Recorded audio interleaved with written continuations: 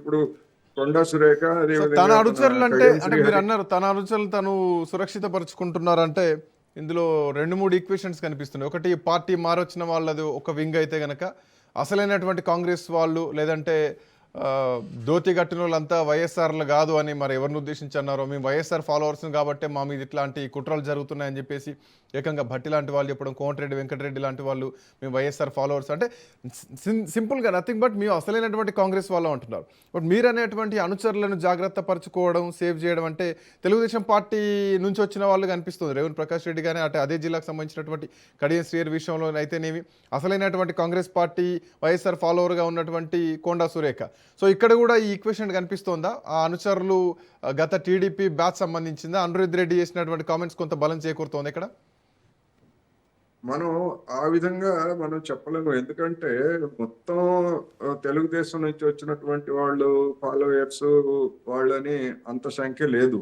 కొంతమంది ఉన్నమాట వాస్తవం. అట్ ది సేమ్ టైమ్ ఇవాళ తెలుగుదేశం నుంచి వచ్చిన వాళ్ళ, లేకపోతే ఇంకొక పార్టీ నుంచి వచ్చిన వాళ్ళ, లేదా కాంగ్రెస్ లో మొదటి నుంచి ఉన్న వాళ్ళ అనేటువంటిది ఆ విధమైనటువంటి క్రైటీరియాని చూడటం కాంగ్రెస్ ఎప్పుడో మానుకుంది. ఎవరు గెలుపు గుర్రాలు, ఎవరు 4 ఓట్లు తీసుకొస్తారు, ఎవరికి కండబలం ఉంది అనేటువంటిదే గీట్రాయిగా తీసుకుంటున్నారు. అందుకనే కదా మరి ఇప్పుడు బీజేపీ నుంచి మన రాజగోపాల్ రెడ్డి వస్తే ఎందుకు తీసుకున్నారు? ఆయన దగ్గర ఉన్నటువంటి డబ్బు, సమీకరణ శక్తి ఇవన్నీ తీసుకున్నారు. ఆయనకి తర్వాత చూద్దాంలే ముందు అని చెప్పేసి మీకు మంత్రి పదవి ఇస్తామని వాగ్దానం చేశారు. ఆయన ఇప్పుడు పరోక్షంగా రాహుల్ గాంధీని అంటలేదు తప్ప ఆయన చేసినటువంటి వ్యాఖ్యలు రాహుల్ గాంధీ లేదా అధిష్టాన వర్గాన్ని కూడా సవాల్ చేసినట్టే కదా. ఇక్కడ రేవంత్ రెడ్డి గారిని ఉద్దేశించి అన్నప్పటికీ మరి అధిష్టాన వర్గానికి కూడా ఆ సవాళ్ళు విసిరినట్టే. మరి వాళ్ళైనా స్పందించాలి కదా.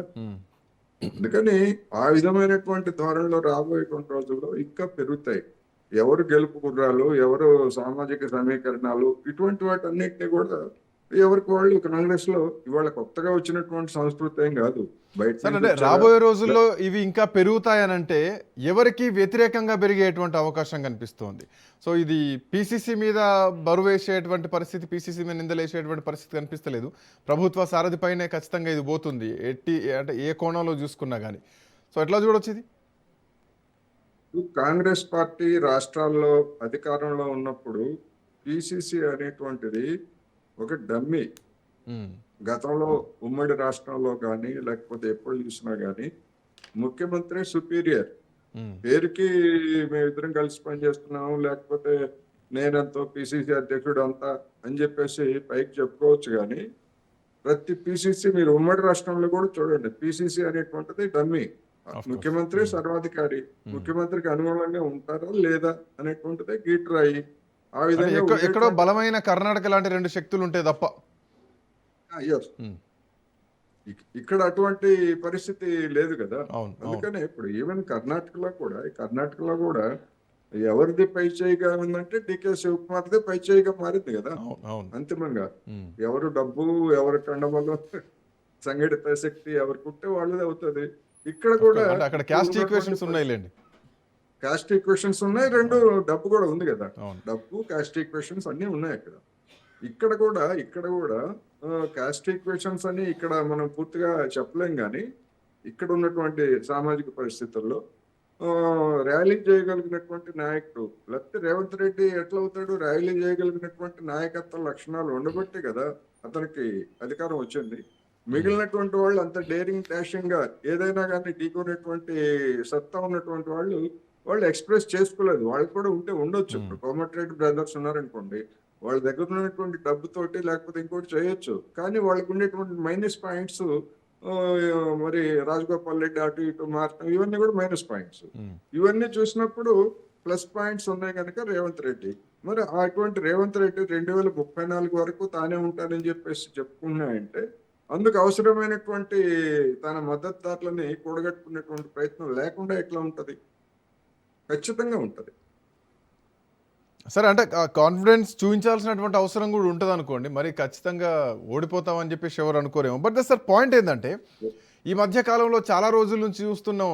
అఫ్కోర్స్ ప్రభుత్వం ఏర్పడ్డ తర్వాత ఒక 6-7 నెలల తర్వాత ఎప్పుడైతే పార్టీ ఫిరాయింపులు జరిగినాయో అప్పటి నుంచి కంటిన్యూస్ ఒకదాని తర్వాత ఒకటి ఎపిసోడ్ నడుస్తూనే ఉంది.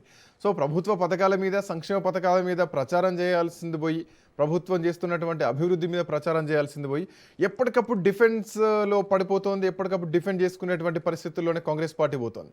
అయితే సొంత పార్టీలో జరుగుతున్నటువంటి పంచాయతీలు గాంధీ భవన్కు చేరుకోవడం, ముఖ్యమంత్రి దగ్గర చేరుకోవడం, లేదంటే కనుక ప్రతిపక్షం నుంచి రోజుకి ఏదో ఒక విధంగా డిఫెండ్ చేసుకోవాల్సినటువంటి పరిస్థితుల్లోకి వెళ్ళిపోయింది. సో ఇట్లాంటి పరిస్థితుల్లో మీనాక్షి నటరాజన్ కూడా ఈ మధ్య గతంలో ఎంపీలతో భేటీ అయింది, ఆ తర్వాత డీసీసీలతో భేటీ అయింది, మళ్ళీ నిన్న కాక మొన్న కూడా డీసీసీలతో భేటీ అయింది. సో ఎంత ఏం చేసినా కానీ కాంగ్రెస్ పార్టీని గాడిన పెట్టలేకపోతున్నారు. సో ఇంకా ముందుకు ఎట్లా వెళ్ళబోతున్నారు? రాబోయే ఎలక్షన్స్ని ఎదుర్కోవడం అంత ఈజీయా ఇట్లాంటి పరిస్థితుల్లో? ఇప్పుడు సూపర్ 6 విషయానికి వస్తే 6 గ్యారెంటీలు కొన్నింటిని అమలు జరిపారు. ముఖ్యమైనటువంటి వాటి జోలికి ఇంకా వెళ్ళలేదు. అవును. వాటిని అమలు జరిపేటువంటి స్థితి ఉన్నదా లేదా అంటే ఇప్పుడున్నటువంటి ఆర్థిక పరిస్థితులు వాటిని చూసినప్పుడు అలాంటి స్థితిలో రేవంత్ రెడ్డి సర్కార్ లేదు అన్నది స్పష్టం. అదే సమయంలో తీసుకుంటున్నటువంటి నిర్ణయాలు, ఆ నిర్ణయాలన్నీ కూడా వివాదాస్పదం అవుతున్నాయి. ఇప్పుడు హిల్ట్ భూములు కావచ్చు, లేకపోతే హైడ్రా వ్యవహరిస్తున్నటువంటి తీర్థనులు కావచ్చు, ఇప్పుడు తాజాగా వచ్చినటువంటి 22A భూములు కావచ్చు, ఇవన్నీ కూడా ప్రభుత్వాన్ని ఒక విధంగా చెప్పాలంటే ఇరకాటంలో పెడుతున్నారు. అవును. ఇరకాటంలో పెడుతున్నప్పుడు మరి విజయాల గురించి చెప్పంటే ఏం చెప్తారు ఏ నాయకుడైనా? వీటికి సమాధానం చెప్పుకోవాలా, లేకపోతే విజయాల గురించి ప్రచారం చేయాలా? అది కదా సమస్య. రెండు తెలుగు రాష్ట్రాల్లో అదే సమస్య. Right sir. సూపర్ 6 ఎక్కడైతే ఫెయిల్ అయిందో, లేకపోతే వాటిని అమలు జరపడానికి అవసరమైన ఆర్థిక శక్తి లేదో, మరి ఇప్పుడు ఉదాహరణకి ఇప్పుడు ఈ కళ్యాణ లక్ష్మి, ఈద్ ముబారక్ కళ్యాణ లక్ష్మి ఉంది. అవును. మరి దాని మీద లోపల ఏం జరిగింది అనేటువంటి మనకి ఇంకా తెలియదు. కానీ అఫిడవిట్ వేయాలి కదా గవర్నమెంట్ వైఖరి.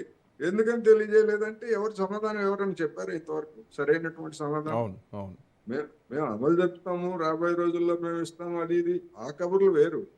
అసలు మీరు చేయాల్సినటువంటి సమయంలో రిట్ వేయాలి, రిట్కి సమాధానం ఇవ్వాల్సిన సమయంలో ఇవ్వకుండా రైట్. ఇప్పుడు మరి బీఆర్ఎస్ దాన్ని అడ్వాంటేజ్ గా తీసుకుంది కదా. ఖచ్చితంగా. అందుకని ఈ ప్రతిపక్షానికి ఏది దొరికినా ఆయుధమే. ఎఫెన్స్ కి ఉండాల్సినటువంటి వాళ్ళు డిఫెన్స్ లో పడిపోతున్నటువంటి స్థితి ఈ 32 నెలల్లో మనకి కనిపిస్తా ఉంది. రాబోయే రోజుల్లో ఇంకా అది కనుక పెరిగేట్లయితే గుక్క తిప్పుకోకుండా బీజేపీ కావచ్చు, బీఆర్ఎస్ కావచ్చు దాడి చేసేటువంటి అవకాశాలు కూడా స్పష్టంగా కనిపిస్తున్నాయి. Thank you sir, thanks for joining. So ఇప్పటికే కాంగ్రెస్ పార్టీ అంతర్గతంగా కాదు, ఏకంగా బహిర్గతంగానే గొడవలతో సతమతమవుతోంది. సో సొంత పార్టీలో గొడవలతో కాంగ్రెస్ పార్టీ ఒక డిఫెన్స్లోకి వెళ్ళిపోతుంది. వీటిని దారినే ఎలా పెట్టబోతున్నారు, ఎలా గాడిన పెట్టబోతున్నారు, ఏ జిల్లాకు చూసుకున్న ఇట్లాంటి వర్గ విభేదాలతోనే కాంగ్రెస్ పార్టీ సతమతమవుతుంది. అటు ఆదిలాబాద్ మొదలు ఇటు హైదరాబాద్ వరకు, అటు నల్లగొండ నుంచి ఇటు మహబూబ్ నగర్ కానీ, అటు వరంగల్ కానీ, ప్రతి జిల్లాలో ఇట్లాంటి పంచాయతీలతోనే కాంగ్రెస్ పార్టీ సతమతమవుతుంది. బట్ ఇవి ఎప్పుడు సద్దుమణుగుతాయి, ఎప్పుడు దారిలోకి వస్తాయి, అసలు వస్తాయా రావా అన్నది కూడా క్వశ్చన్ మార్కే కనిపిస్తోంది.